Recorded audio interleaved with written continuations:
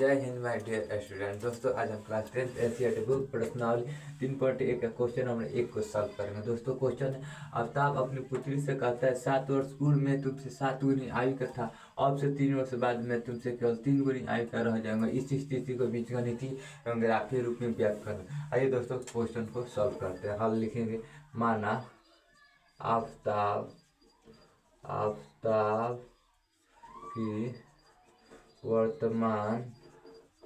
वर्तमान आयु बराबर 100 वर्ष तथा उसकी पुत्री की वर्तमान आयु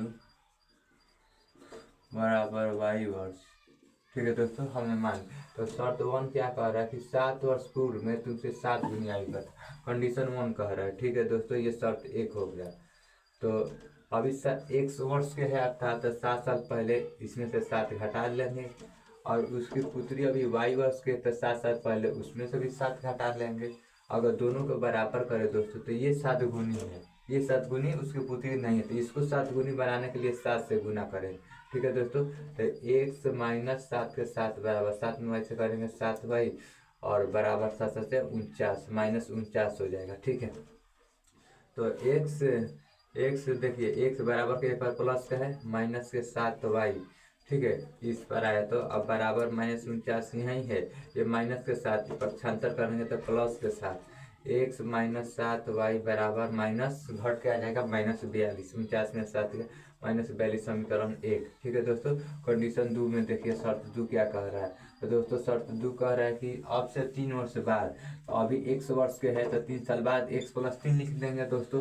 कौन? तो आफ्ताब। और उसकी पुत्री अभी y वर्ष के है तो 3 साल बाद इसमें भी 3 जोड़ देंगे। ठीक है दोस्तों, तो y प्लस 3 अगर दोनों को दोस्तों बराबर करें तो 3 गुनी ये है, और ये 3 गुनी नहीं है तो इसको 3 गुनी बनाने के लिए 3 से गुना करना पड़े, तो ये x प्लस 3 हो जाएगा बराबर 3 में y से करेंगे 3y और प्लस 3 3 जा 9 यानी 3 3 जा 9 हो गया। और देखिए x का x बराबर के प्लस का 3y इधर आएगा माइनस के 3y बराबर 9 अपना जगह प्लस का 3 पक्षांतर करेंगे माइनस का 3 x माइनस 3y बराबर 9 में से 3 गया दोस्तों 6। समीकरण 2 प्राप्त हो गया।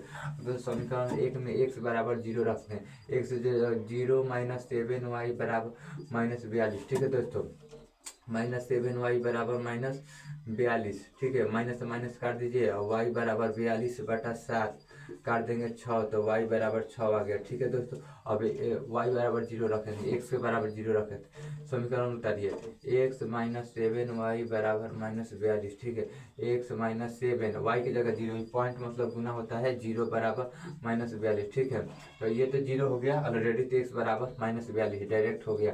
ठीक है दोस्तों, अब इसमें आते हैं।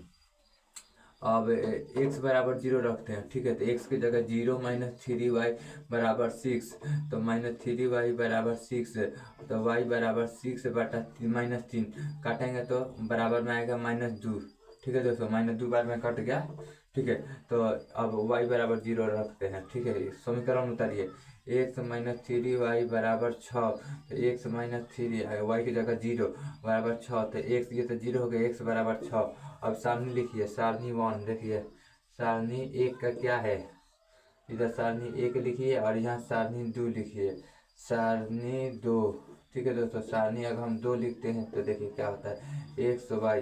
ठीक है, x y। ठीक है दोस्तों, x के मान 0 तो y के मान 6, x के मान 0 तो y के मान 6, y के मान 0 रखे दोस्तों तो x का मान माइनस 42 आया, थोड़ा बड़का कर लेते हैं। ठीक है, माइनस 42 आया। ठीक है दोस्तों, यहाँ x के मान 0 रखे थे तो y के मान माइनस 2, फिर y के मान जब 0 रखे तो x के मान 6 है। आइए इसे ग्राफीय विधि पर ग्राफ सॉल्व करते हैं। ठीक है दोस्तों, देखिए सबसे ज़्यादा 42 है, तो हम कितना का अंतराल ले लेते हैं, 5 का ले लेते हैं। 5 10 15 20 25 30 35 40। ठीक है, इधर भी -5 -10 -15 -20 -25 -30 -35 -40 -45। ठीक है दोस्तों, ये हो गया। इधर देखिए 5 10 15 20 25 30 35 और यहाँ पर 40 और यहाँ पर 45, ठीक है। ये वाई अक्ष है, ये वाई डैश है, ठीक है, वाई डैश।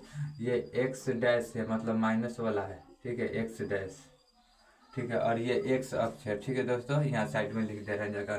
तो देखिए एक्स के मान 0 ऑलरेडी यहाँ है, 0 वाई, वाई के मान 6, वाई के मान 6 कहाँ है, तो वाई का 5 से 1 अधिक, यहाँ इस कोमा का नाम देंगे 0,6, 0,6, ये हो गया। अब वाई के मान 0, ठीक है दोस्तों, वाई के मान 0 है तो ऑलरेडी है एक्स माइनस 42, देखिए 40 है और थोड़ा सा दूर, तो इस कोमा का पहले नाम लिख लेते हैं, क्या होगा, 0 को माइनस 42,0, यहाँ लिख देते हैं -42,0, ठीक है। ये कोमा का नाम लिख लिया। अब देखिए यहाँ से मिला देते हैं इसको ग्राफ खींच देंगे ऐसे, समीकरण 1, ठीक है। समीकरण का दूसरा काम 1 0 ऑलरेडी है, वाई -2, वाई में -2 कहाँ होगा, 5 से थोड़ा सा नीचे आएगा, ठीक है दोस्तों।